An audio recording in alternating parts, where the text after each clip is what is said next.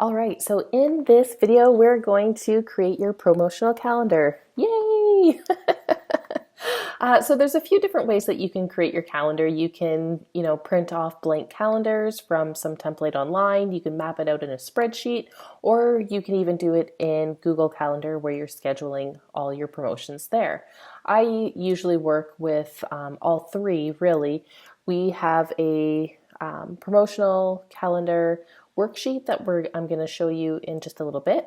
But then I also map out those promotions in a spreadsheet where I can assign dollar values to them, see how the revenue is going to flow, and then I put them in Google Calendar or a project management software where the staff are able then to know what they need to do in order to be able to get the promo ready to go.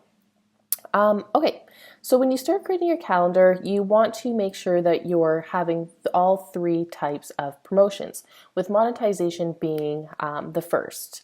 Because first you want to make money, then the second goal is to grow your list, and then the third goal is to keep your list engaged.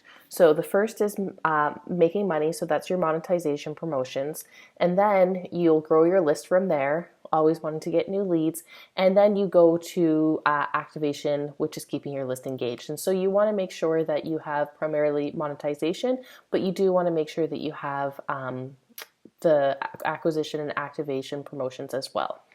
All right. So you need to adapt your promotional structure to fit the way that you already communicate with your audience. And so if you run TV commercials or radio ads, you have to keep in mind that that's the way you already communicate with them. And so I know this is probably weird coming from a digital marketer, but traditional marketing still works. And if it works for you, then don't be shy about using it if that's the way that you communicate with your audience currently. If it makes sense to you financially and it brings a return on investment, then by all means continue to do it that way.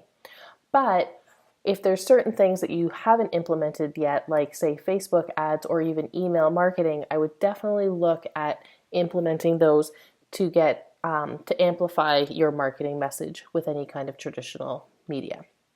All right, so aside from regular kind of just Facebook ads, there's email that you can use to promote your promotions. There's social ads, and that doesn't necessarily just have to be Facebook, but Facebook and Instagram are one of the primary sources, places that people like to run ads, but you can run ads on YouTube.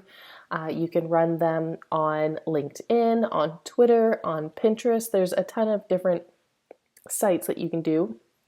There's also banner ads, so YouTube display ads that you can run, and then there's radio, and then of course there's TV and all that kind of stuff. All right, so if I were to map out a month of promotions and I knew that I wanted to get my monetization, my acquisition, and my activation promos in, here is an example of how I would structure a month. Okay, so for the first week, I would have my first promotion. This is when you sell your most valuable products earlier in the month. And then that way you know that, say you ran a monetization promotion in week 1, and in week 2, you have an acquisition promotion.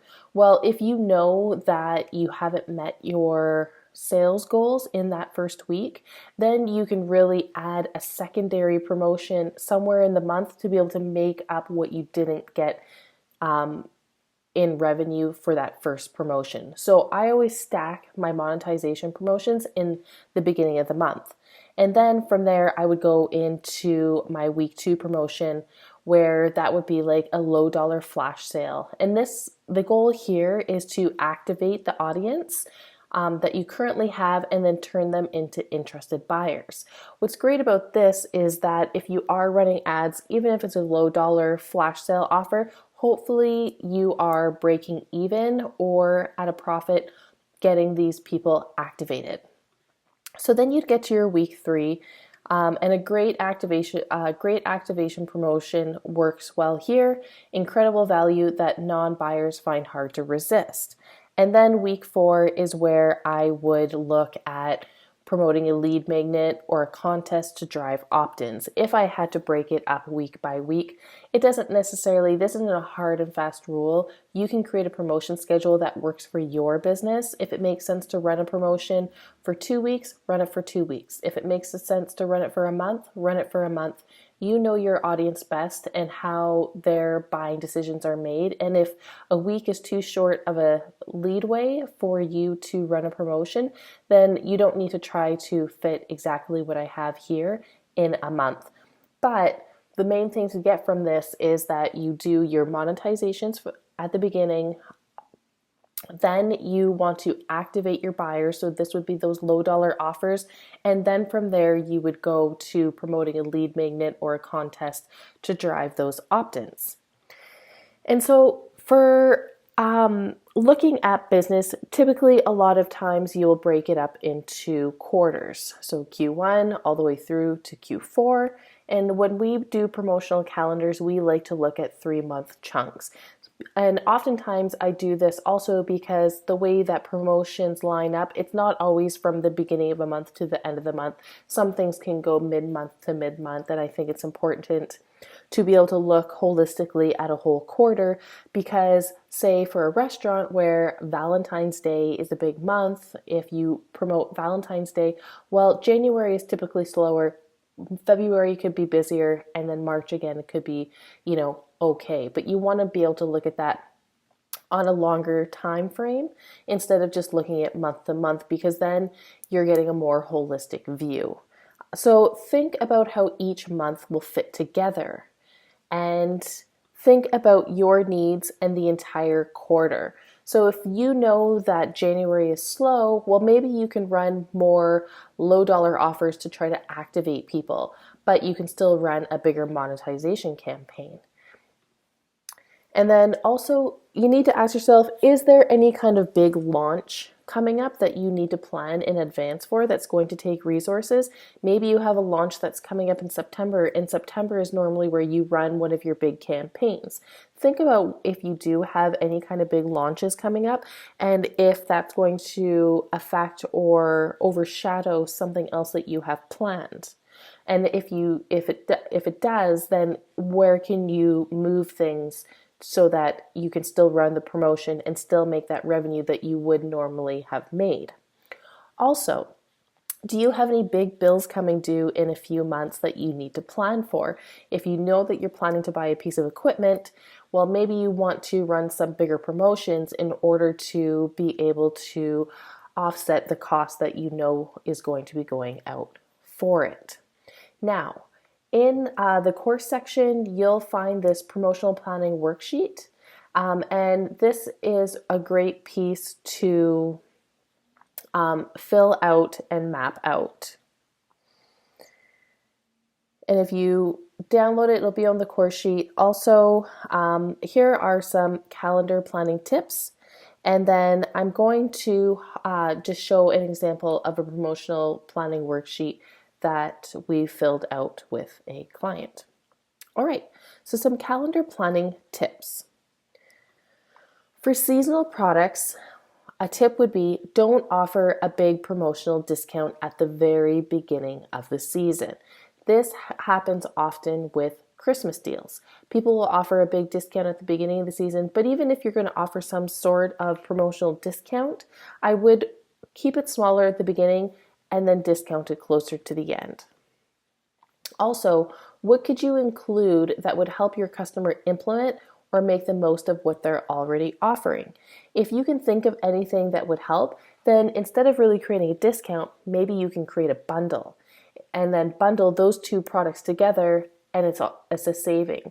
Or you could offer a promotion where it's the main core product, but then if they purchase it, they get a free something that is a low cost that isn't going to offset your margins too much.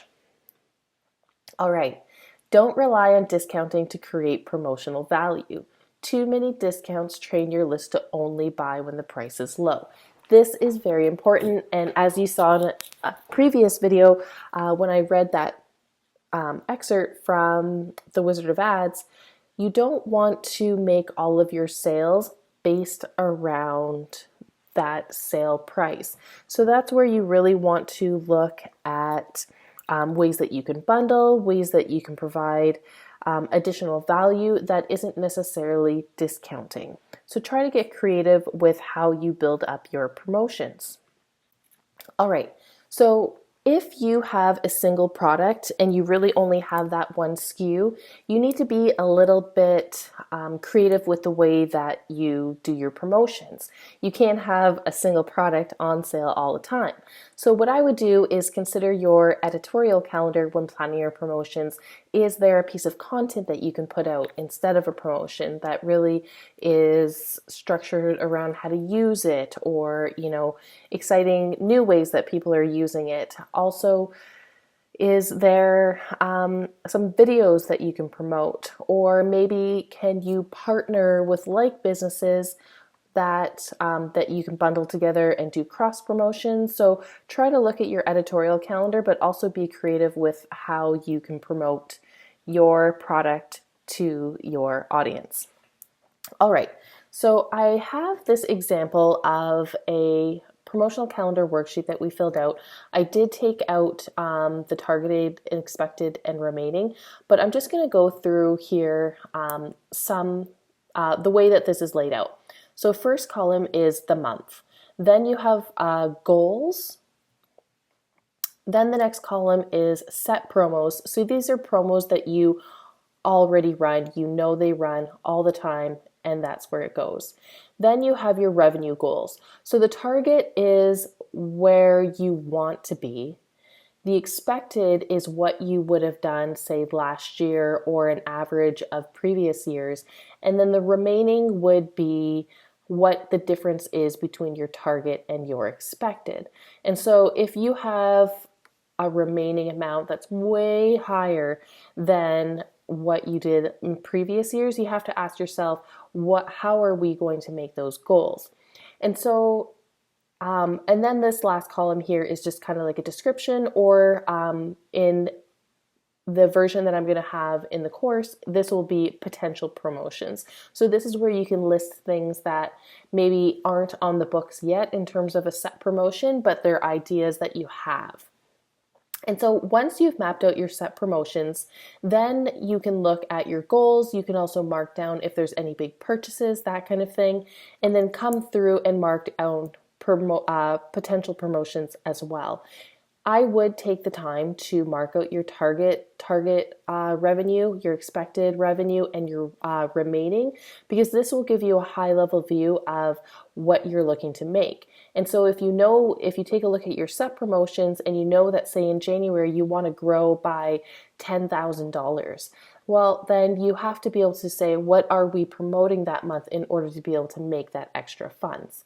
Also, one thing that we do is we have a master calendar that goes from January all the way through to December, where we know that in January there's New Year's. In February there is Valentine's Day. In March, we mark down, March break, because that's something that people's buying habits are typically scheduled around in terms of kids being in school and that kind of thing. Then we go into April and May. There's Mother's Day in May, Father's Day in June. In April, there's also Easter. So depending on your market or the people that you're promoting to, that may have some weight in terms of the type of promotions that you run. And you can just go through and map out the holidays and the special days that are throughout the year that would affect the buying habits of your target market. So if you sell makeup, well, October would be a good month to promote what you can do for Halloween, and so on and so forth. For yoga studios, you might want to look at summer solstice, right? Or Earth Day, that kind of thing. So there's a lot of different days in the year, but if you know the highs and lows, then it's good going in. If you know those special holidays, then you can plan your promotions around them so that they work to your benefit. All right.